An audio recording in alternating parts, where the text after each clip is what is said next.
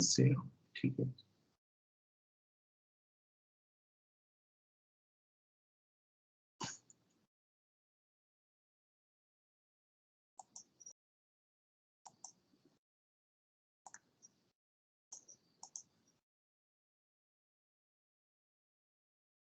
चलिए ठीक है, क्वेश्चन के आंसर बताइए। क्वेश्चन नंबर फर्स्ट का आंसर क्या होना चाहिए बताओ? During replication Okazaki fragment elongate. किधर की साइड में इलोंगेट होते हैं ओकाजाकी फ्रेगमेंट बेटा?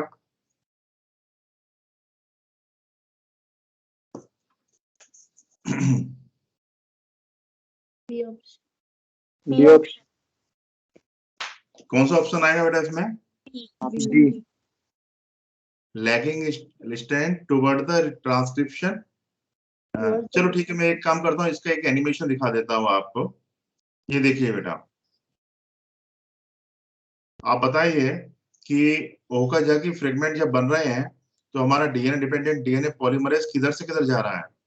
रिप्लिकेशन फॉक से दूर जा रहा है कि रिप्लिकेशन फॉक की तरफ जा रहा है? जब वो नई स्ट्रैंड का फॉर्मेशन करता है तब बताओ।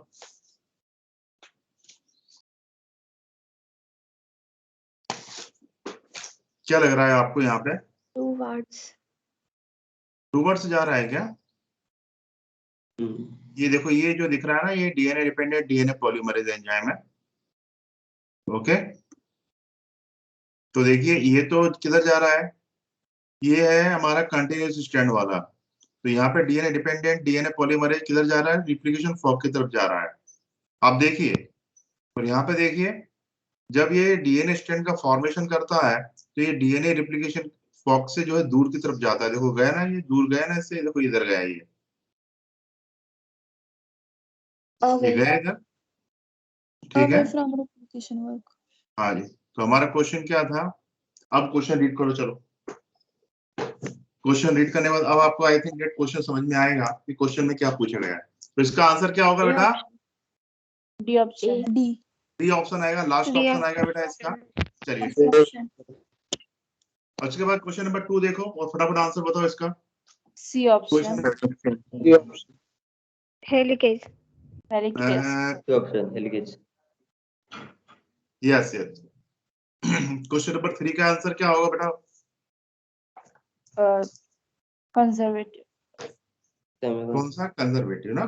कंजर्वेटिव। डीएनए रेप्लिकेशन कैसा होता है बेटा? ये कंजर्वेटिव। डीएनए रेप्लिकेशन कंजर्वेटिव होता है क्या? Semi conservative and semi discontinuous. D option. Yes, option D option, fourth option. तो डीएनए रेप्लिकेशन कैसा होता है? बेसिकली सेमी कंजर्वेटिव होता है, ठीक है ना? Yes yes. हाँ जी, और कैसा? हम डिसकंटिन्यूअस, वो सेमी डिसकंटिन्यूअस इसको बोल सकते हैं। उसके बाद बताइए मुझे, which of the following use for DNA replication study? Neurospora crassa. Escherichia coli. Neurospora का कोई एक्सपेरिमेंट मैंने बताया क्या आपको? Option P. E coli.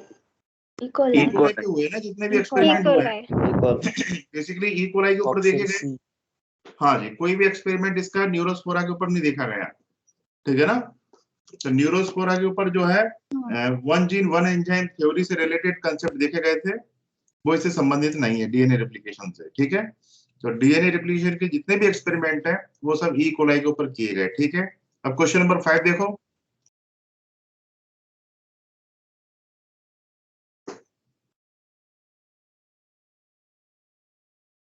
Option C.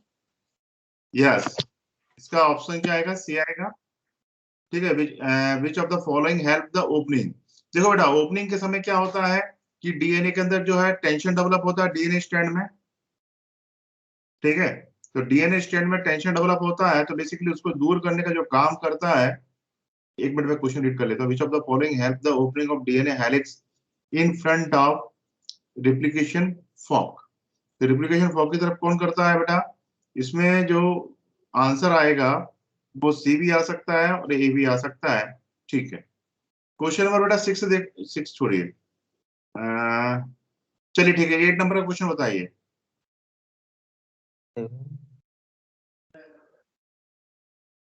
Association of histone 1 with the nucleosomes show?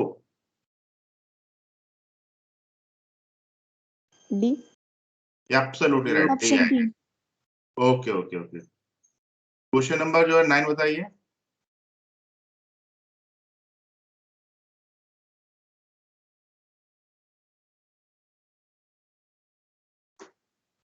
Option B. Option B आएगा इसका, ठीक है, बहुत अच्छा बेटा। Question number 10।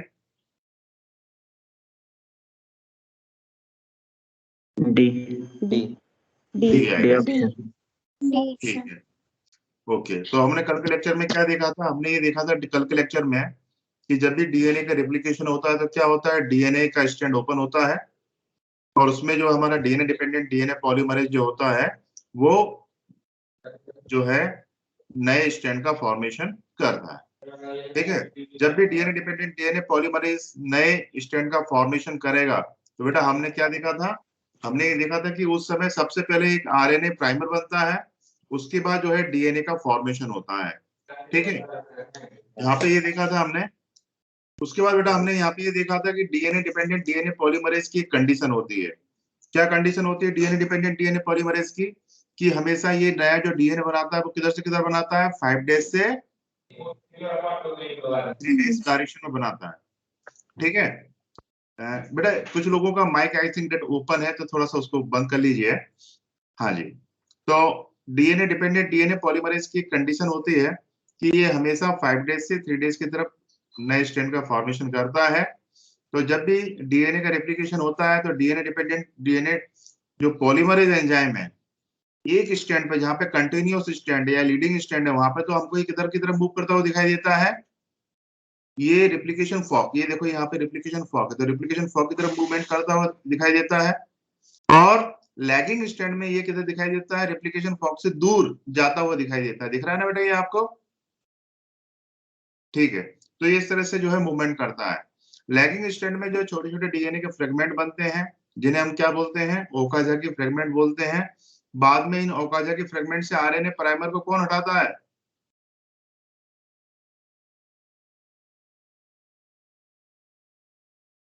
ओकाजाकी फ्रेगमेंट से each and every Okazaki fragment में आप क्या देखेंगे? आरएनए प्राइमर को देखेंगे।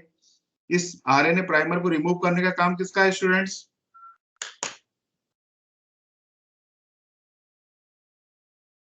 बताइए। यस एब्सोल्युटली राइट बेटा, डीएनए पॉलीमरेज फर्स्ट का ये काम होता है, ठीक है। क्योंकि वो प्रूफरीडिंग करता है, ठीक। हाँ जी, अब इसके बाद आप देखेंगे कि इसके आरएनए प्राइमर को रिमूव करने के बाद डीएनए के इन सेगमेंट्स को जोड़ने की आवश्यकता होती है ताकि एक कंटिन्यूअस स्ट्रैंड का फॉर्मेशन किया जा सके। तो यहाँ पर एक एंजाइम होता है जो डीएनए के छोटे छोटे स्ट्रैंड को चिपकाने का काम करता है, जोड़ने का काम करता है। क्या बोलते हैं बेटा उसको? DNA ligase. यस, उसे हम डीएनए लाइगेज के नाम से जानते हैं। तो बेटा हम देखते हैं कि प्राइमरेज जो है क्या किया, उसने आरएनए प्राइमर को बनाया, फिर हमारा डीएनए डिपेंडेंट डीएनए पॉलीमरेज आ गया और ये इसमें भी specially DNA dependent DNA polymerase जो थर्ड होता है वो ये फंक्शन को परफॉर्म करता है। तो ये क्या करता है कि एक कंटिन्यूअस स्ट्रैंड बनाएगा एक साइड में और दूसरी साइड में बेटा ये क्या करेगा? डिसकंटिन्यूअस छोटे छोटे फ्रेगमेंट बनाएगा। ओके, चलिए ठीक है, तो ये प्रोसेस हमने आई थिंक डेट देख ली, समझ ली। ओके, अब इसके बाद बेटा हम आ जाते हैं अब आगे के लेक्चर में। हाँ जी बेटा, मैं एक चीज और बताना चाहूंगा आपको कि एक्चुअली क्या होता है कि प्रोकैरियोटिक में जब भी रिप्लिकेशन होता है तो रिप्लिकेशन में हम क्या देखते हैं कि एक थीटा जैसा स्ट्रक्चर बनता हुआ दिखाई देता है। दिख रहा है ना बेटा आपको? जब डीएनए यहाँ पे अनवाइंड होगा तो एक थीटा जैसा स्ट्रक्चर दिखाई देगा ना। इसलिए प्रोकैरियोटिक में जो भी डीएनए का रिप्लिकेशन होता है उसे हम क्या बोलते हैं? थीटा रिप्लिकेशन के नाम से जानते हैं।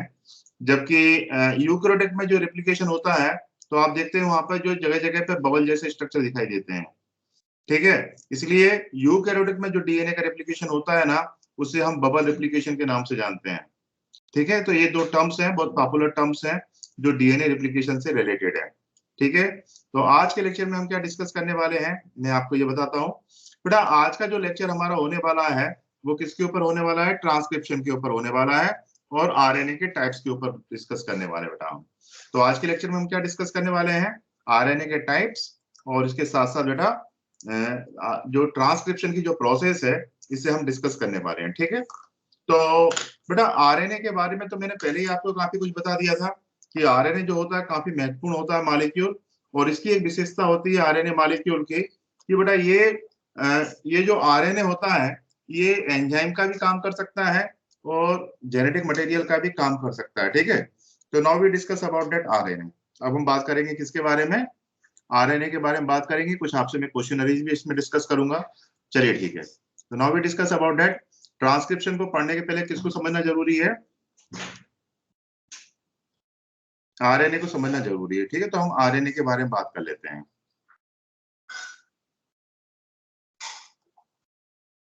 आरएनए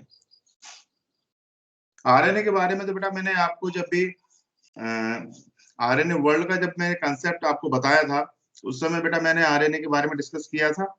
चलिए ठीक है, आप में से कोई इसका फुल फॉर्म बताएगा? आरएनए का फुल फॉर्म क्या है बेटा? Yes, ribonucleic acid. चलिए ठीक है, राइबोन्यूक्लिक एसिड। इसमें कौन सी शुगर होती है? डीऑक्सी शुगर होती है कि राइबो शुगर प्रेजेंट होती है?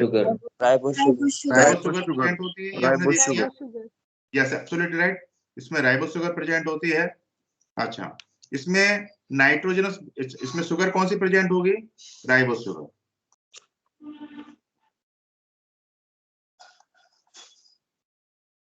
बेटा राइबो शुगर ज्यादा स्टेबल है कि डीऑक्सी राइबो शुगर ज्यादा स्टेबल है? डीऑक्सी राइबो शुगर ज्यादा स्टेबल है। यस, अब इसमें हम नाइट्रोजनस बेस के बारे में बात करें ना, तो नाइट्रोजनस बेस में हम क्या देखते हैं? यहाँ पर आपको आरएनए के अंदर देखने को क्या क्या मिलेंगे? आपको आरएनए के अंदर देखने को मिलेगा कौन कौन देखने को मिलेगा आपको? N19, N14, ए देखने को मिलेगा, और पहले प्यूरिन की बात कर लेते हैं। प्यूरिन कौन कौन से देखने को मिलते हैं बेटा? प्यूरिन हमारे ए और जी देखने को मिलते हैं। और pyrimidine कौन से देखने को मिलते हैं बेटा इसमें? बताइए। C and U. ठीक है ना, यू और सी देखने को मिलते हैं, ये हमारे pyrimidines हैं, ये आपको देखने को मिलते हैं। ठीक है, यूरेसिल और साइटोसिन, ये हमारे नाइट्रोजन बेस हो गए जो कि राइबोसोम के आरएनए के अंदर देखने को मिलते हैं। ठीक है, अब मैं थोड़ा सा आरएनए को बताऊं कि आरएनए एक्चुअली दो टाइप का होता है। हम क्लासिफिकेशन की बात करें आरएनए की, तो हम क्या बोलते हैं कि आरएनए को मोटे मोटे तौर पर दो कैटेगरी में डिवाइड कर सकते हैं। कौन कौन सी दो कैटेगरी में डिवाइड कर सकते हैं? एक तो होता है जेनेटिक आरएनए, और दूसरा कौन सा आरएनए होगा? Non genetic RNA.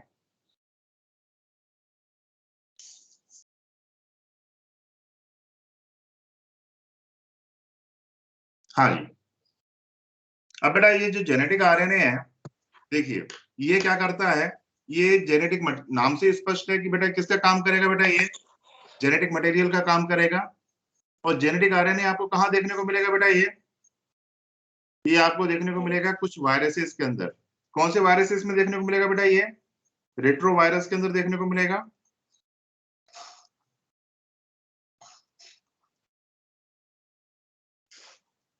Retro viruses क्या होते हैं बेटा? जिनमें जेनेटिक मटेरियल क्या होता है? आरएनए होता है। नॉन जेनेटिक आरएनए कहाँ देखने को मिलेगा? नॉन जेनेटिक आरएनए बेटा ये आपको दिखाई देगा present in all cellular organisms.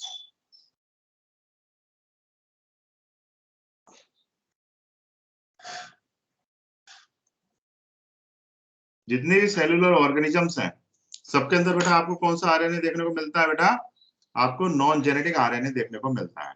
ठीक है, क्लियर हो गया बेटा? यहाँ तक तो समझ में आ गया बेटा कि आरएनए दो टाइप का होता है मोटे मोटे तौर पे। कौन कौन से दो टाइप का होता है? जेनेटिक आरएनए और नॉन जेनेटिक आरएनए होता है। ठीक है, ये इसमें अब कुछ बातें और महत्वपूर्ण बातें मैं आपको बता रहा हूं बेटा। देखिए आरएनए में बेसिकली बेस पेयरिंग देखने को नहीं मिलता।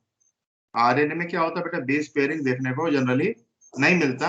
यदि बेस पेयरिंग मिलेगा भी, मान लीजिए कोई आरएनए डबल स्टैंडर्ड आरएनए, तो आप देखना जनरली आरएनए क्या होता है, नॉर्मली जो आरएनए होता है वो कैसा होता है? ये नॉर्मली कैसा होगा?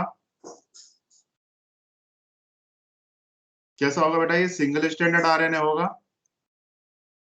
यदि मान लीजिए अपना आरएनए कैसा है? डबल स्टैंडर्ड आरएनए है, ये थोड़ा बहुत इसमें बेस पेयरिंग देखने को मिल भी रहा है, तो बेस पेयरिंग का ओरिएंटेशन क्या होगा? ये तो पता ही है आपको, सी किसके साथ अटैच होता है हमेशा? जी के साथ। और यहाँ जी। पे ए किसके साथ अटैच होगा? टी। यू। यू के साथ। यू ठीक है, हाँ जी। एक बात और याद रखना है आपको आरएनए के अंदर, यू मस्ट रिमेंबर, जिस पे एमसीक्यू बनते हैं, कुछ बच्चों के दिमाग में ये कंसेप्ट है कि एनसीईआरटी के बाहर कुछ नहीं जाएगा नीट एग्जामिनेशन में, तो ये बात गलत है। एनसीईआरटी के बाहर से क्वेश्चन पूछ सकते हैं नीट वाले। ओके, तो आप देखिए, एक बात और याद रखिए आरएनए के बारे में, कि आरएनए जो होते हैं वो चारगफ रूल को फॉलो नहीं करते हैं। ठीक है ना, यू मस्ट रिमेंबर कि Chargaff rule only applicable for double standard DNA. Chargaff rule केवल किसके लिए एप्लीकेबल होता है students? Double standard, yes, DNA के लिए एप्लीकेबल होता है। ठीक है, सभी स्टूडेंट याद रखना, Chargaff rule applicable only the double standard DNA, not single standard DNA and RNA.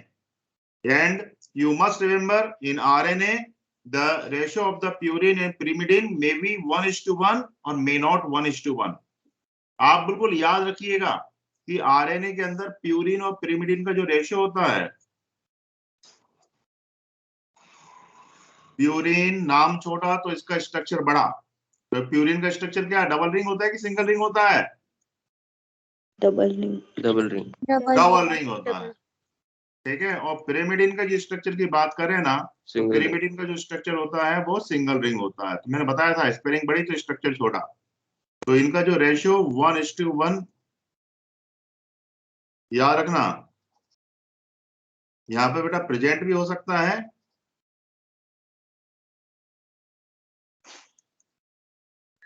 तो बेटा ये 1:1 रेशियो हो भी सकता है और नहीं भी हो सकता है, ये बिल्कुल याद रखिएगा।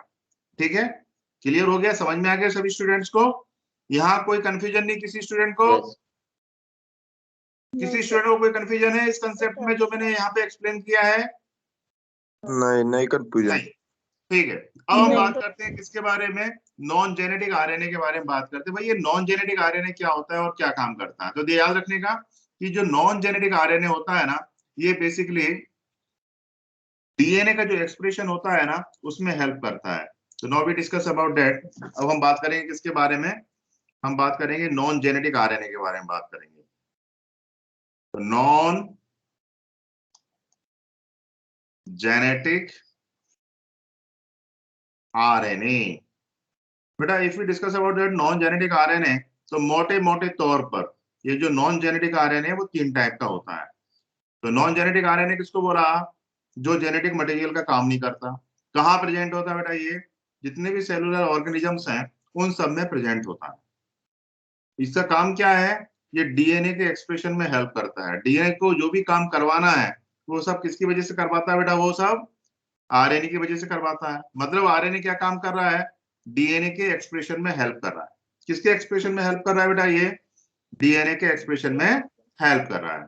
अब ये हमारा जो नॉन जेनेटिक आरएनए होता है ये मोटे मोटे तौर पर 3 तरह का हो सकता है। कितने तरह का हो सकता है बेटा? ये 3 तरह का हो सकता है। कौन सा? Non genetic RNA. कौन कौन से 3 तरह का हो सकता है? First is messenger RNA. दूसरा कौन सा होता है? Ribosomal RNA. और तीसरा कौन सा होता है? Transfer RNA. तो इस तरह से अपन क्या देखते हैं कि हमारा जो नॉन जेनेटिक आरएनए होता है ना वो मोटे मोटे तौर पर 3 टाइप का हो सकता है। मैसेंजर आरएनए, राइबोसोमल आरएनए और ट्रांसफर आरएनए। ठीक है, तो हम थोड़ा सा ब्रीफ में इनके बारे में बात कर लें कि ये क्या करते हैं। ठीक है, जस्ट ए फ्यू मिनट्स।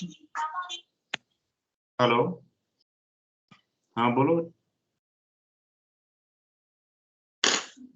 मैंने तो ओपन कोई भी ऐड हो सकता है, ऐसा कुछ नहीं। 1 मिनट में चेक कर लेता हूँ कि कोई प्रिज्म से ज्वाइन किया तो नहीं हो सकता ज्वाइन? नहीं, मेरे में तो कोई कुछ नहीं है। मेरे में देखो बेटा, तो मैंने आपको व्हाट्सएप पे लिंक भेजी, उससे ज्वाइन कर लो।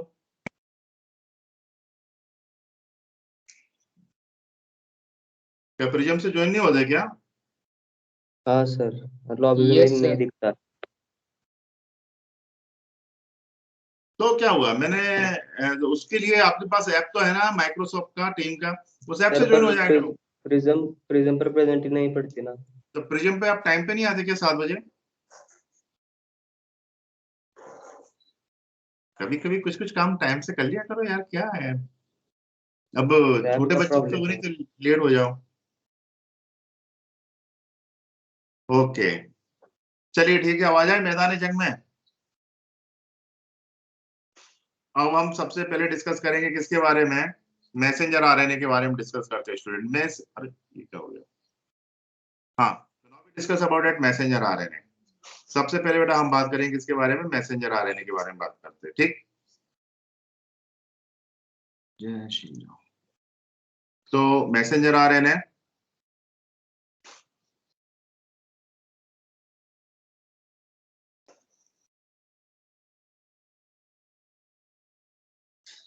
ठीक है, शॉर्ट फॉर्म में से क्या बोला जाता है, एमआरएनए। क्या बोलते हैं बेटा शॉर्ट फॉर्म में, इसको हम एमआरएनए के नाम से जानते हैं। अब मैसेंजर आरएनए का काम क्या है, देखो बेटा जैसे इसका नाम है वैसे इसका काम है। मैसेंजर मतलब क्या करना है, इसका काम मैसेज कन्वे करना ना। तो पुराने जमाने में क्या होता था, जैसे मान लीजिए पुराने जमाने में क्या होता था, मैं थोड़ा आपको अच्छा सादगीपूर्ण एग्जांपल समझाता हूँ। पुराने जमाने में देखिए बेटा, कई बार ऐसा होता था कि एक राजा है, उसे अपना मैसेज किसी दूसरे राजा के यहाँ भिजवाना है। पुराने जमाने में मोबाइल तो ईमेल वगैरह तो होती नहीं थी। तो पुराने जमाने में एक राजा दूसरे राजा तक जो मैसेज पहुंचाने के लिए क्या किया करता था बेटा, कबूतर का इस्तेमाल अपने किया। दूत को भेजा करता था ना। दूत जो मतलब एक तरह के मैसेंजर हुआ करते थे, वो ऐसा मैसेज लेके जाते थे दूसरे राजा के पास कि भाई हमको युद्ध नहीं करना है, हमको अब संधि करनी है, हम आपके जो रूल रेगुलेशन को फॉलो करेंगे, आपको कमीशन देंगे, आपको टैक्स देंगे टाइम टू टाइम। पुराने जमाने में ऐसा होता था, ठीक है ना जी। राजा क्या करते थे कि दूसरे राजा के ऊपर अटैक किया करते थे, उनको हरा दिया करते थे। उनके राज्य को तो कैप्चर नहीं करते थे, पर उनके ऊपर टैक्स लगा दिया करते थे। जैसे मुगल काल की बात करें तो मुगलों ने क्या किए थे, छोटे मोटे ढेर सारे राजाओं के ऊपर टैक्स लगा रखे थे, बहुत बड़ी अमाउंट में टैक्स लिया करते थे उन राजाओं से, ठीक है। तो आप देखिए बेटा, यहाँ पर एक राजा ने दूसरे राजा तक जो मैसेज भेजने के लिए किसका यूज किया, दूत का यूज किया ना, या संदेश वाहक जो है उसका यूज किया ना, है ना। इसी तरह से बेटा ये मैसेंजर जो आरएनए होता है, इसका काम क्या होता है, मैसेज को ट्रांसफर करना। अब क्या होता है जरा देखिए, हमारी सेल के अंदर जो डीएनए है, डीएनए तो वीआईपी है यूकेरियोटिक सेल के अंदर, वो कहाँ पे विराजमान है,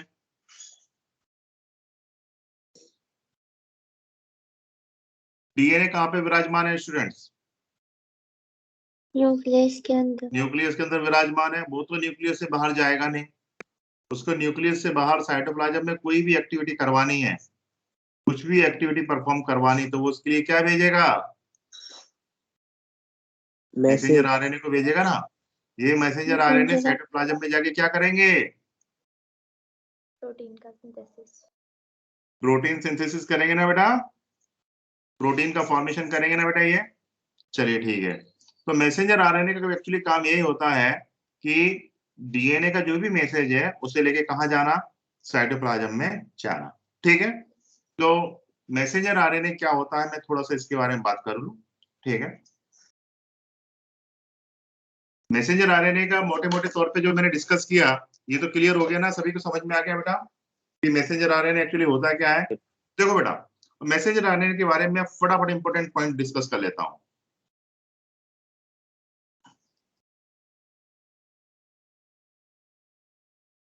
कुछ फटाफट पॉइंट इसके इंपॉर्टेंट पॉइंट में डिस्कस कर लेता हूँ मैसेंजर आरएनए के, ठीक है। बेटा ये टोटल आरएनए का कितना होता है, 3 to 5%, 3 to 5% of total RNA.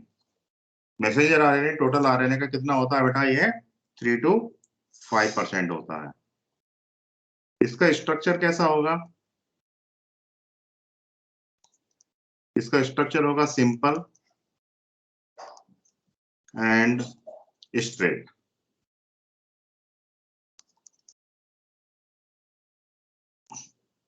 इसका स्ट्रक्चर कैसा होता है बेटा? सिंपल होता है और स्ट्रेट होता है। ओके, इसका फॉर्मेशन कहाँ होता है?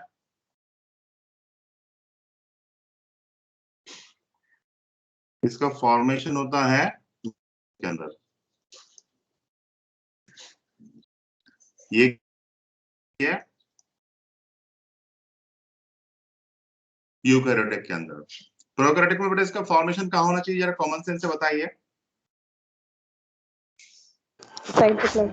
साइटोप्लाज्म में इसका फॉर्मेशन होना चाहिए। ठीक है, उसके बाद बेटा इसका जो मॉलिक्यूलर वेट होता है, you must remember it is heaviest RNA.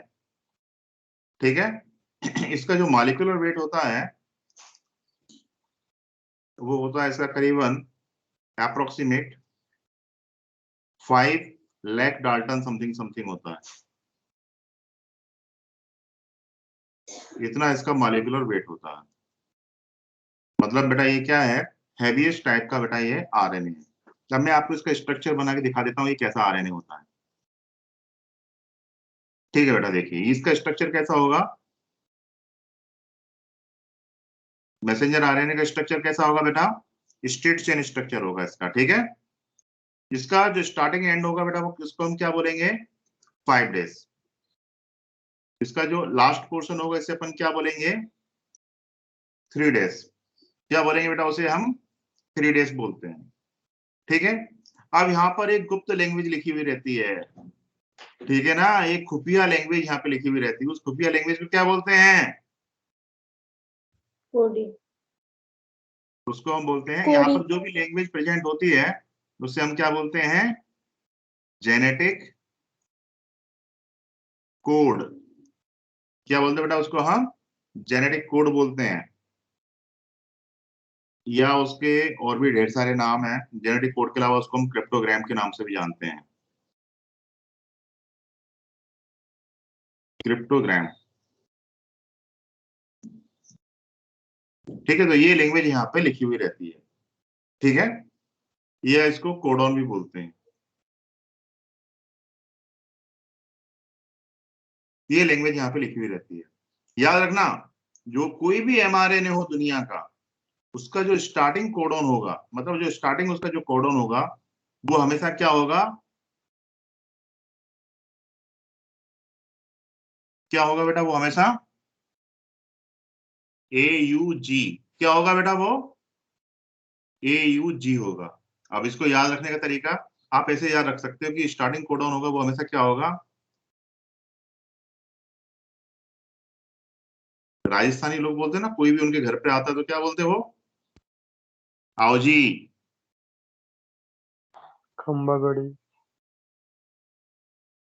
मैं राजस्थानी लोगों की बात कर रहा हूँ ना।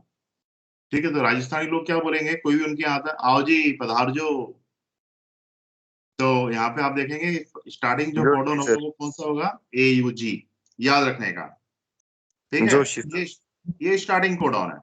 स्टार्टिंग कोडॉन को बेटा हम क्या बोलते हैं? इनिशियल कोडॉन भी बोलते हैं। ये जो इस पे जो 5 डेज एंड पे जो भी कुछ लिखा हुआ रहता है ये क्या है? स्टार्टिंग कोडॉन है। तो मैं इसको लिख देता हूँ ऐसा, स्टार्टिंग कोडॉन।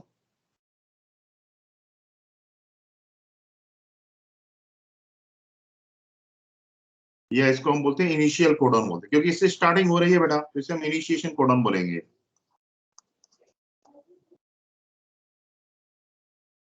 Initiation codon. और लास्ट में जो भी इंफॉर्मेशन, जो भी कोडॉन होता है वो प्रोटीन सिंथेसिस को रोकने के लिए होता है, प्रोटीन सिंथेसिस के प्रोसेस को बंद करने के लिए होता है। तो लास्ट में जो भी कोडॉन होगा वो कोडॉन क्या हो सकता है? वो कोडॉन हो सकता है या तो UAA, या फिर हो सकता है UAG, या क्या हो सकता है बेटा? UGA। ये लास्ट में बेटा ये कोडॉन हो सकते हैं। इन कोडॉन को बेसिकली क्या बोला जाता है? इन्हें हम बोला जाता है टर्मिनेटर कोडॉन। कौन से कोडॉन बोलते हैं इनको? ये कौन से कोडॉन है? Terminator codon. क्योंकि बेटा इससे रिएक्शन रुकेगी ना, मतलब रिएक्शन क्या होगी? इससे टर्मिनेट होगी ना, बंद हो जाएगी। प्रोटीन सिंथेसिस की जो प्रोसेस क्या होगी बेटा? इससे बंद हो जाएगी। इसलिए इसको अपन क्या बोलते हैं? टर्मिनेटर कोडॉन के नाम से जानते हैं। ठीक है, तो ये क्या हो गया बेटा? हमारे टर्मिनेटर कोडॉन हो गए या स्टॉप कोडॉन हो गए।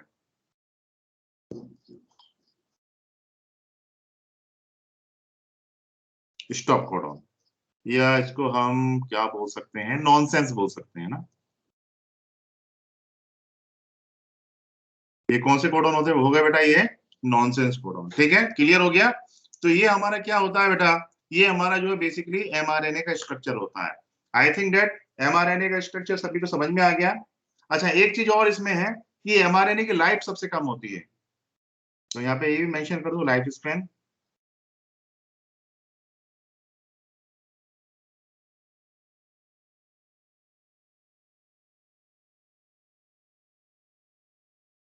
तो बेटा एमआरएनए यदि मान लीजिए सेल में जितनी देर तक रहेगा उतनी देर तक क्या करेगा बेटा, वो प्रोटीन सिंथेसिस करवाएगा ना, तो उसको अपना काम करने के बाद उसको निपटा दिया जाता है, उसको खत्म कर दिया जाता है। तो इसका लाइफ स्पैन बहुत कम होता है, मुश्किल से इसका जो लाइफ स्पैन होता है वो कितना होता है, 1 to 4 मिनट होता है, बस इतना तो इसका लाइफ स्पैन होता है। इसके बाद इसका खात्मा। क्लियर। तो आई थिंक दैट मुझे लगता है कि सभी को एमआरएनए समझ में आ गया होगा। Yes, sir. अब इसके बाद नेक्स्ट जो आरएनए है दैट इज राइबोसोमल आरएनए। अब हम बात करेंगे कौन से आरएनए के बारे में बात करेंगे, राइबोसोमल आरएनए के बारे में बात करेंगे। राइबोसोमल आरएनए शॉर्ट फॉर्म में इसको क्या बोला जाता है, आरआरएनए।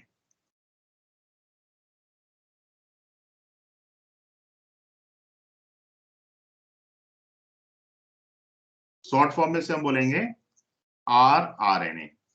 अब ये देखिए, ये आरआरएनए एक्चुअली होता क्या, जरा समझो। आरआरएनए जो होगा ये मतलब बेसिकली जो राइबोसोम बने होते हैं वो किससे बने होते हैं, राइबोसोमल आरएनए और प्रोटीन से मिलकर बने होते हैं। आपने राइबोसोम के बारे में क्लास 11th में सेल बायोलॉजी के अंदर पढ़ा होगा,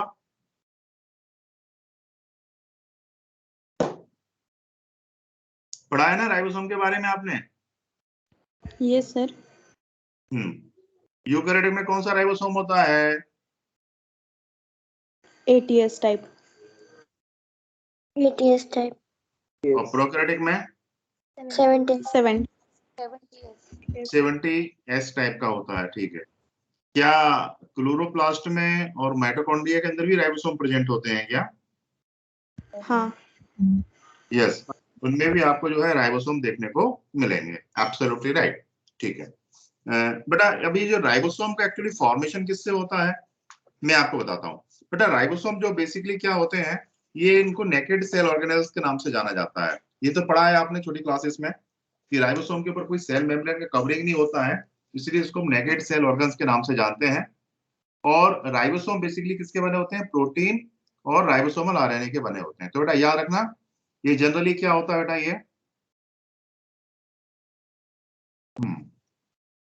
ये बेसिकली क्या होता है बेटा, ये भी याद रखिएगा, ये कैसा आरएनए है, single standard RNA with various folded structure.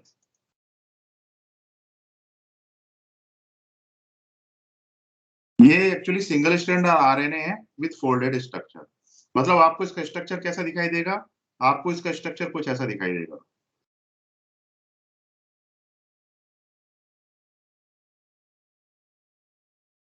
ये इस तरह का आपको इसका स्ट्रक्चर देखने को मिलेगा।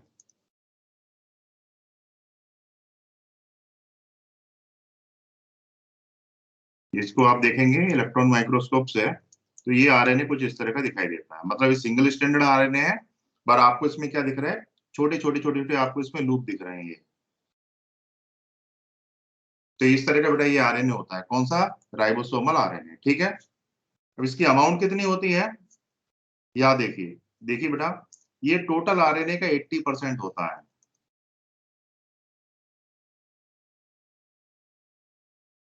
बेटा टोटल आरएनए का मैसेंजर आरएनए कितना था, 3 to 3 to 5 3 to 5%, और ये कितना है 80%। याद रखना, तो सेल के अंदर जो सबसे अधिक अमाउंट में यदि कोई आरएनए देखने को मिलता है तो वो कौन सा देखने को मिलता है, राइबोसोमल आरएनए। अब इसके मॉलिक्यूलर वेट के बारे में बात करते हैं। बेटा यदि इसके मॉलिक्यूलर वेट के रिगार्डिंग बात की जाए तो इसका जो मॉलिक्यूलर वेट होता है वो कितना होता है, 40,000 से लेकर 1 लाख के बीच में देखने को मिलता है।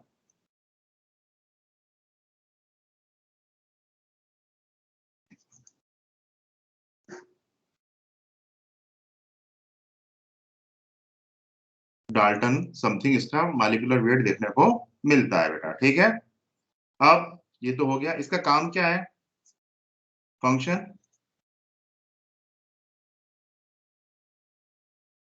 बेटा एक्चुअली क्या होता है, ribosome made by ribosomal RNA.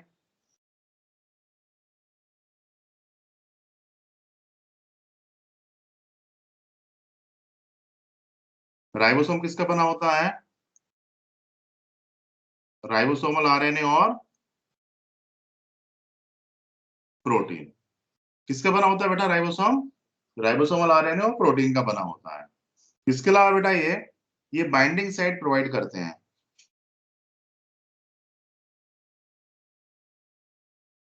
Provide binding site for messenger RNA.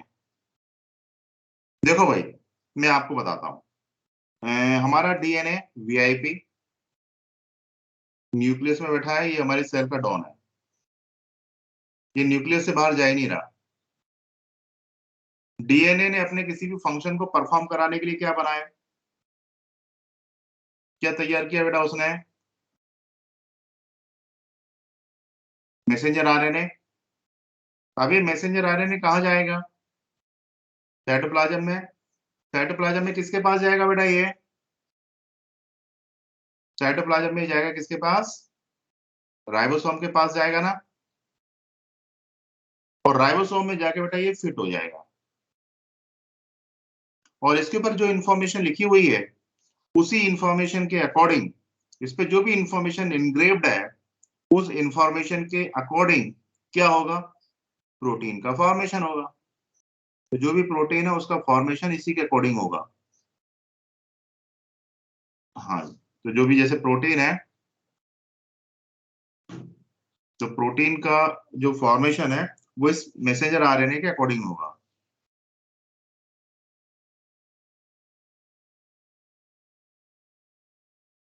ये मान लीजिए क्या है, प्रोटीन। प्रोटीन का सबसे पहला वाला पोर्शन को क्या बोलते हैं बेटा हम, एंड टर्मिनल। आपने मॉलिक्यूलर उसमें पढ़ा है ना बेटा, बायोमॉलिक्यूल्स के अंदर प्रोटीन के एक एंड को क्या बोला जाता है, and terminal.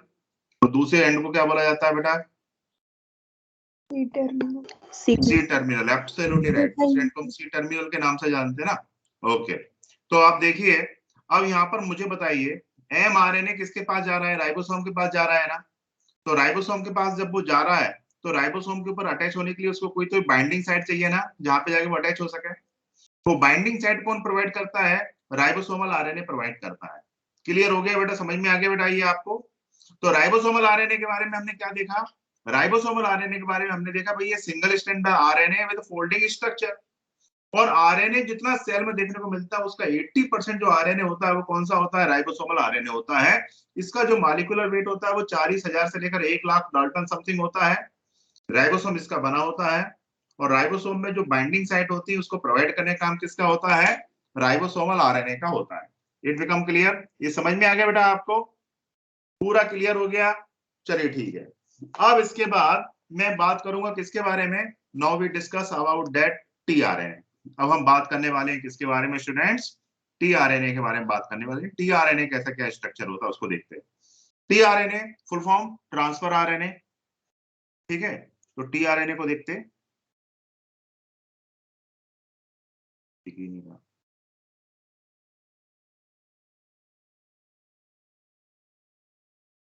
Transfer RNA,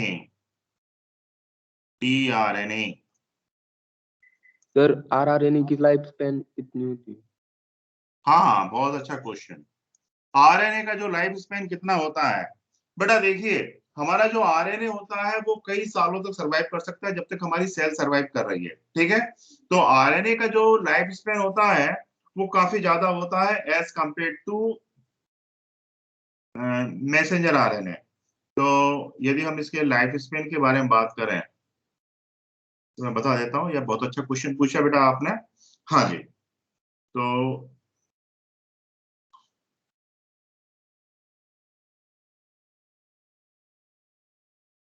life span of ribosomal RNA. तो ये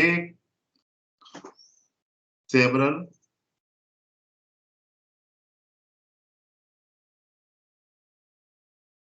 डे टू मंथ, बेटा जब तक हमारी सेल जिंदा रहेगी तब तक उसमें जो है बेटा ये आरएनए भी क्या रहेंगे बेटा, जिंदा रहेंगे। ठीक है, मतलब इसकी लाइफ सबसे ज्यादा होती है। सर वो जितने भी आरएनए डायग्राम होते हैं। आरएनए या आरएनए वहां पे आएगा? क्या बेटा? वो जो डायग्राम निकाली है अभी आपने ऊपर, वहां पर मैसेंजर आरएनए आएगा या आरएनए आने वाला है? एक मिनट बता रहा हूँ मैं, एक मिनट। लॉन्गेस्ट लाइफ स्पैन, अच्छा आपको ये पूछ रहे हैं ना, ये वाला आरएनए, इसी के बारे में नहीं पूछ सर, रहे वो हैं नहीं, नीचे जो बनाया है।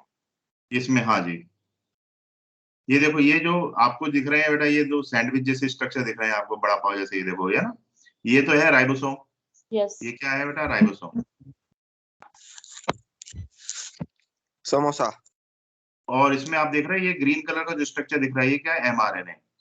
और जो आप देख रहे हो ना ऊपर, जो आसमानी कलर का, स्काई ब्लू कलर का जो स्ट्रक्चर है, वो क्या है बेटा? हमारा प्रोटीन है। इसमें क्या पूछ रहे हैं बेटा? कुछ समझा नहीं, आप बोलो, आप क्वेश्चन बोलो। हाँ अब समझ गए। क्लियर हुआ? Yes. समोसा पाहिजे। ठीक है, तो ये हमारा जो है क्या है, इसका जो लाइफ स्पैन होता है वो सबसे ज्यादा होता है। एक बात और, ये जो एंजाइम की तरह वर्क करने वाला जो आरएनए होता है ना, वो भी राइबोसोमल आरएनए होता है। यहाँ पे लिख देता हूं, ribosomal RNA also work as enzyme. बेटा ये किसकी तरह काम कर सकता है बेटा? ये एंजाइम की तरह काम कर सकता है। जैसे इसका एग्जांपल क्या है? इसका एग्जांपल है राइबोजाइम। याद करो, अपन ने डिस्कस किया था जब एंजाइम पढ़ा था तब। ठीक है, चलिए मैं इसका भी एक जो इसको सेव कर लो, फिर आपको अभी भेज दूंगा इसकी स्क्रीनशॉट, जो उसका टाइम से वो नहीं पहुंच पाते। ठीक है, ये हो गया बेटा? समझ में आ गया बेटा आपको? क्लियर हो गया? Yes sir. Yes, sir.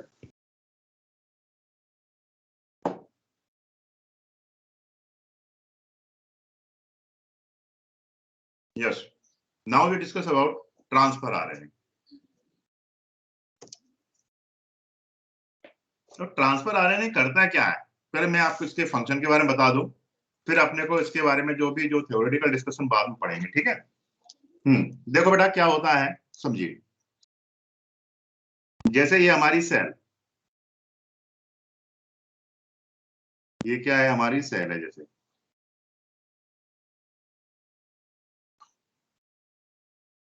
Okay, ये हमारे सेल के अंदर मान लीजिए ये न्यूक्लियस है।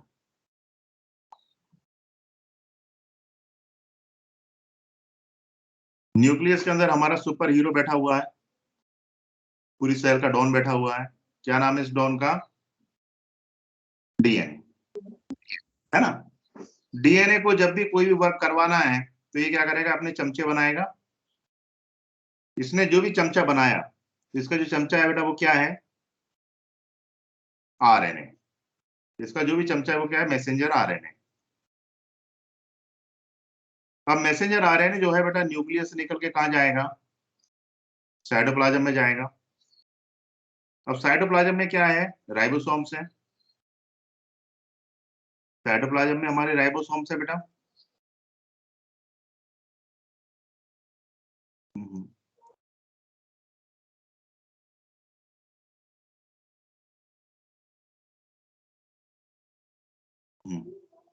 तो ये साइटोप्लाज्म में हमारे राइबोसोम है। अब जैसे इसमें न्यूक्लियस है, ये यूकैरियोटिक सेल है, इसमें जो राइबोसोम प्रेजेंट होगा बेटा, ये कौन सा होगा? 80S टाइप का राइबोसोम प्रेजेंट होगा। ओके, अब ये जो मैसेंजर आरएनए है, ये मैसेंजर आरएनए जाके कहां फिट हो गया? इस राइबोसोम के अंदर जाके फिट हो गया। ओके, अब यहाँ पे एक गोपनीय भाषा लिखी हुई है, कोडिंग लैंग्वेज लिखी हुई है। किसके ऊपर? मैसेंजर आरएनए के ऊपर एक कोडिंग लैंग्वेज लिखी हुई है। इसको क्या बोलते हैं अपन? इसको अपन बोलते हैं जेनेटिक कोड। और जेनेटिक कोड के अकॉर्डिंग ही क्या करना है? जेनेटिक कोड में क्या है?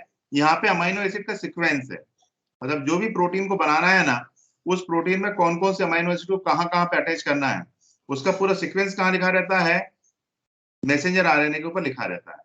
ये हमारा मैसेंजर आरएनए कहाँ पहुंचा, राइबोसोम के पास पहुंच गया। अब राइबोसोम के पास क्या जिम्मेदारी आ गई, राइबोसोम को क्या बनाना है, राइबोसोम को अमाइनो एसिड को अटैच करके क्या करना है, प्रोटीन का फॉर्मेशन करना है। आपको पता है प्रोटीन क्या होता है, प्रोटीन अमाइनो एसिड जो होते हैं ये आपस में एक दूसरे से अटैच होकर क्या बनाते हैं, प्रोटीन का फॉर्मेशन करते हैं, लंबी लंबी चेन बनाते हैं। और अमाइनो एसिड की ये जो लंबी लंबी चेन होती है इन्हीं को अपन क्या बोलते हैं बेटा, प्रोटीन। प्रोटीन के नाम से जानते हैं। बायोमॉलिक्यूल में अपन ने पढ़ा हुआ है कि अमाइनो एसिड्स एक दूसरे से पेप्टाइड बॉन्ड के थ्रू जुड़ते चले जाते हैं और बहुत ही लंबी लंबी लंबी लंबी चेन बनाते हैं। जैसे फूलों से मिलकर माला बनती है उसी तरह से अमाइनो एसिड से जुड़ के बहुत लंबे लंबे लंबे लंबे स्ट्रक्चर बनते हैं। इन्हीं को अपन क्या बोलते हैं, पॉलीपेप्टाइड या प्रोटीन के नाम से जानते हैं। चलिए ठीक है, तो जो एमआरएनए न्यूक्लियस से निकल के हमारे राइबोसोम के पास पहुंचा है उस पे एक सीक्रेट लैंग्वेज लिखी। वो सीक्रेट लैंग्वेज कौन सी है, जेनेटिक कोड।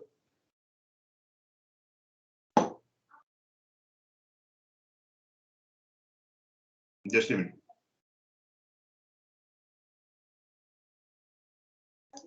तो जो सीक्रेट लैंग्वेज लिखी हुई है वो कौन सी लिखी हुई है, जेनेटिक कोड। अब बेटा ये जो जेनेटिक कोड में क्या है, मैंने आपको बताया कि जो भी प्रोटीन बनाना है उस प्रोटीन में कौन कौन से अमाइनो एसिड को कहां कहां पे अटैच करना है, पूरी इसकी जानकारी है। ठीक है, अब राइबोसोम का काम क्या है, राइबोसोम का काम ये है कि इसको साइटोप्लाज्म से अमाइनो एसिड को इकट्ठा करना है और अमाइनो एसिड को लेके जो है क्या बनाना है, इसको प्रोटीन बनाना है। ये काम है ना इसका, राइबोसोम का। इसलिए अपन राइबोसोम को क्या बोलते हैं, प्रोटीन बनाने वाली फैक्ट्री के नाम से जानते हैं ना इसको, सेल के अंदर की। ये जहां भी होंगे वहां पे क्या करेंगे बेटा, ये प्रोटीन फॉर्मेशन करेंगे। क्लियर। तो सेल में जरा देखिए, हमारा जो रफ एंडोप्लाज्मिक रेटिकुलम होता है उसकी सरफेस पे राइबोसोम चिपके हुए रहते नहीं रहते। Yes sir. तो वो क्या करता है, वो प्रोटीन फॉर्मेशन करता है नहीं करता है, रफ एंडोप्लाज्मिक रेटिकुलम। करता हाँ है। जी। अच्छा, जब उसके ऊपर से राइबोसोम निकल जाते हैं, झड़ जाती हैं उसके राइबोसोम, तो वो टकला हो जाता है ना। अब फिर उसको कौन सा एंडोप्लाज्मिक रेटिकुलम बोलते हैं अपन, स्मूथ एंडोप्लाज्मिक रेटिकुलम के नाम से जानते हैं। फिर वो प्रोटीन नहीं बनाएगा, फिर वो क्या बनाएगा, लिपिड। लिपिड फॉर्मेशन करते हैं। वो क्या करते हैं, लिपिड फॉर्मेशन करते हैं। ठीक है, एब्सोल्युटली राइट। तो बेसिकली जो न्यूली फॉर्मेड एंडोप्लाज्मिक रेटिकुलम होते हैं ना उनमें राइबोसोम होते हैं, और पुराने पड़ जाते हैं ना उनके ऊपर के राइबोसोम भाग जाते हैं। ऐसे ही न्यूक्लियर मेम्ब्रेन की बात करें तो न्यूक्लियर मेम्ब्रेन का जो आउटर मेम्ब्रेन है उस पर राइबोसोम प्रेजेंट होंगे। तो राइबोसोम जहां भी प्रेजेंट होंगे बेटा ये प्रोटीन बनाएंगे। अब यहाँ पे क्या हुआ भाई, जैसे हमारा ये आ गया एमआरएनए अटैच हुआ, तो बेचारे को क्या करना है, इसको प्रोटीन की लंबी चेन बनानी है, इसको प्रोटीन बनाना है। ये है प्रोटीन।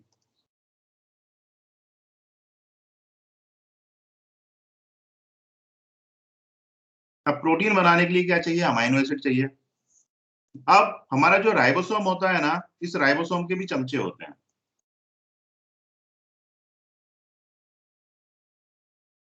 ये जो राइबोसोम होते हैं ना, ये राइबोसोम क्या करते हैं, अपने चमचों को साइटोप्लाज्म में सर्च करने के लिए भेजते हैं, जाओ साइटोप्लाज्म में ढूंढ के लेके आओ कहीं कोई जो है अमाइनो एसिड है क्या, जो भी अमाइनो एसिड है उनको पकड़ पकड़ के लेके आओ। तो इसके जो चमचे होते हैं ना, वो साइटोप्लाज्म से क्या करते हैं, अमाइनो एसिड को पकड़ पकड़ के लेके आते हैं। तो हमारे जो राइबोसोम के जो भी चमचे होते हैं उन चमचों का नाम क्या है, क्या नाम है बेटा उन चमचों का, टीआरएनए। तो टीआरएनए काम समझ में आया बेटा आपको। ये अमाइनो एसिड को पकड़ के कहाँ लेके आते हैं, राइबोसोम के पास। और राइबोसोम क्या करता है, पॉलीमराइजेशन ऑफ अमाइनो एसिड करता है। मतलब वो क्या करता है, राइबोसोम अमाइनो एसिड से प्रोटीन फॉर्मेशन करता है। क्लियर हो गया, समझ में आ गया ना बेटा। तो आपको ट्रांसफर आरएनए की वर्किंग समझ में आ गई। ये क्या कर रहा है, अमाइनो एसिड को पकड़ पकड़ के कहाँ लेके आ रहा है, राइबोसोम के पास लेके आ रहा है। इट बिकम क्लियर, समझ में आ गया बेटा आपको पूरा, ठीक है। तो टीआरएनए का फंक्शन, आई थिंक दैट मेरे को लगता है कि सभी स्टूडेंट को समझ में आ गया होगा कि what is the function of the tRNA. TRNA का काम क्या है, ये पूरा क्लियर हो गया होगा। चलिए ठीक है, अब इसको लेके अपन थ्योरेटिकल डिस्कशन कर लेते हैं। टीआरएनए को देखें, कैरेक्टर के बारे में बात करें बेटा इसके, तो याद रखना टीआरएनए जो होता है वो मोटे मोटे तौर पे 50%, 15% ऑफ टोटल आरएनए। सेल में जितना भी आरएनए है ये उसका कितना रहता है बेटा, ये मोटे तौर पे जो है 15% रहता है। सर स्क्रीनशॉट लेना था। अभी लेक्चर के बीच में स्क्रीनशॉट भेजने का है क्या? नहीं सर ले लेक्चर के बाद आपको था, वो मिलते नहीं ऊपर मिलते का हुआ वो। स्क्रीनशॉट? कल भी स्क्रीनशॉट मिले ना आपको? Okay sir, okay sir. हाँ, स्क्रीनशॉट मैं आपको रेगुलर भेज रहा हूँ, उसके लिए मैं बार बार इसका स्क्रीनशॉट ले भी रहा हूँ ताकि आपको भेज सकूं। ओके, तो बेटा ये टोटल आरएनए का 15% होता है। अब बात करते हैं इसके मॉलिक्यूलर वेट के बारे में। तो इसका जो मॉलिक्यूलर वेट होता है, इसका मॉलिक्यूलर वेट अप्रोक्सीमेट अपने को देखने को मिलेगा 23,000 से लेकर जो है 30,000 समथिंग समथिंग इसका मॉलिक्यूलर वेट देखने को मिलता है। तो इसका जो मॉलिक्यूलर वेट होता है वो करीबन जो है 23,000 से लेकर, ठीक है, 30,000 के बीच में देखने को मिलता है। बेटा ये प्रदुमन क्या बात है, बंद म्यूट करने के लिए बोलना पड़ेगा क्या?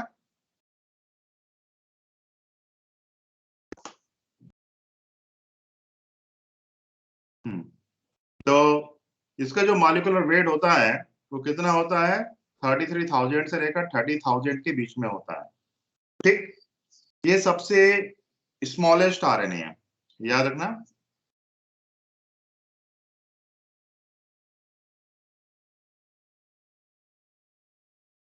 स्मॉलेस्ट आरएनए होता है बेटा ये। अब इसका स्ट्रक्चर कैसा होता है, थोड़ा इसके स्ट्रक्चर के बारे में बात करते हैं बेटा। तो बेटा टीआरएनए के स्ट्रक्चर को लेके बेसिकली दो तरह के मॉडल है। तो यदि हम बात करें किसके बारे में,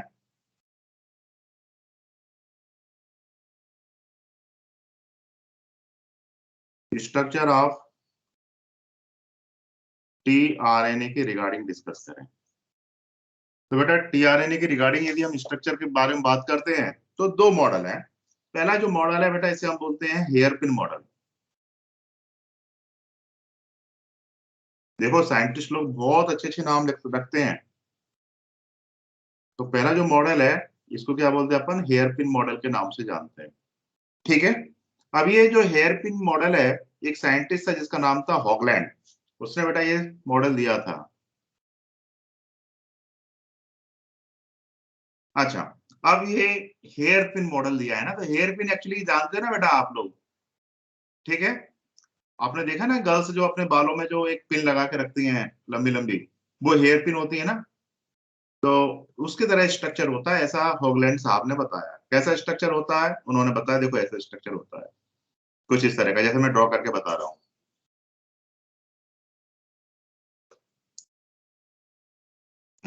कैसा स्ट्रक्चर देखिए, हेयर पिन मतलब इस तरह से।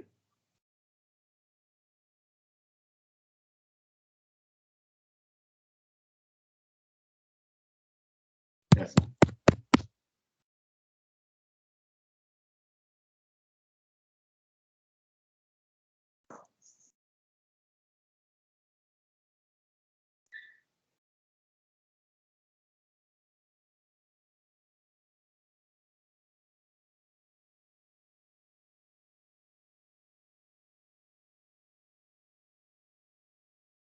देखिए स्टूडेंट, कुछ इस तरह का स्ट्रक्चर होता है, ऐसा हॉगलैंड साहब ने बताया। ये 5 डेज पॉइंट जहां से आरएनए की स्टार्टिंग होगी, ये 3 डेज पॉइंट जहां पे आरएनए खत्म होगा। ठीक है, 5 डेज पॉइंट पे जो है एक एक्स्ट्रा एक अनयूजुअल जो है बेटा यहाँ पे एक न्यूक्लियोटाइड प्रेजेंट होता है, वो कौन सा होता है, ग्वानोसाइन। और 3 डेज एंड पे एक स्पेशल टाइप का सीक्वेंस हमें देखने को मिलता है। वो सीक्वेंस कौन सा होता है, वो सीक्वेंस होता है हमारा सी ए। ये सीक्वेंस बड़ा अनयूजुअल टाइप का सीक्वेंस देखने को मिलता है। और नीचे की साइड में यहाँ पर क्या होता है, यहाँ पे एंटी कोडॉन प्रेजेंट होता है। एंटी कोडॉन साइड होती है बेटा, ये इसको हम बोलते हैं anti codon side. This side is known as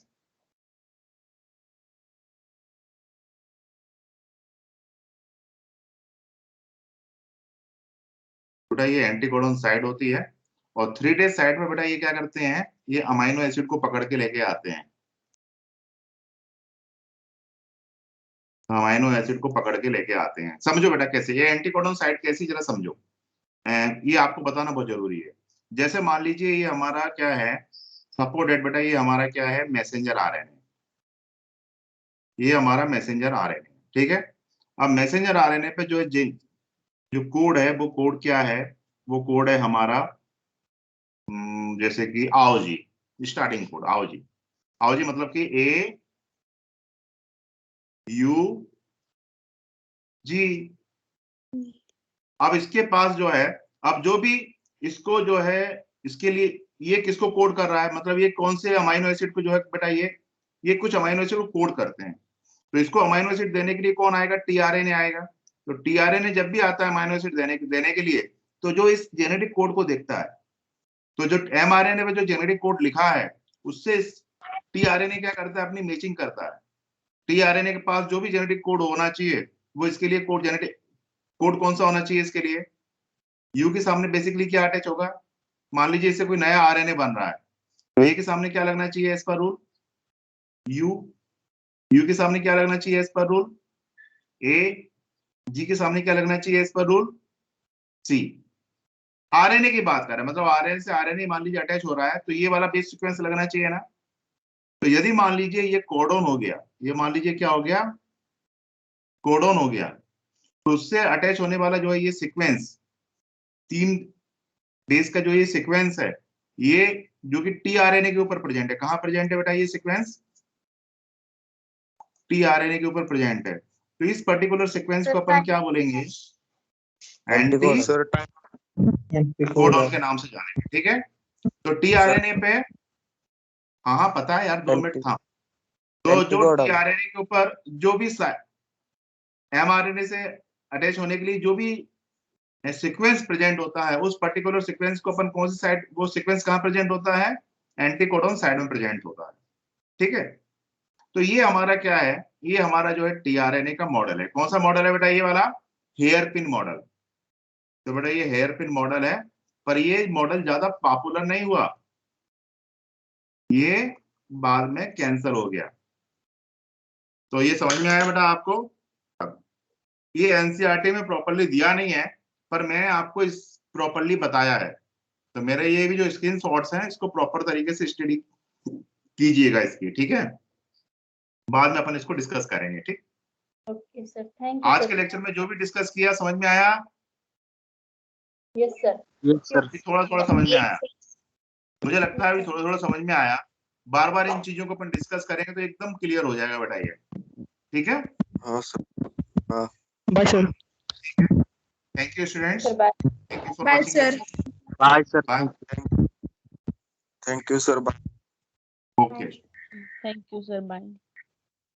by students. बेटा ये एमसीक्यू सॉल्व करना और एनसीईआरटी बुक भी पढ़ना। यदि आपने इस समय चैप्टर नहीं पढ़ा, तो ये चैप्टर बाद में आपको पल्ले नहीं पड़ने वाला।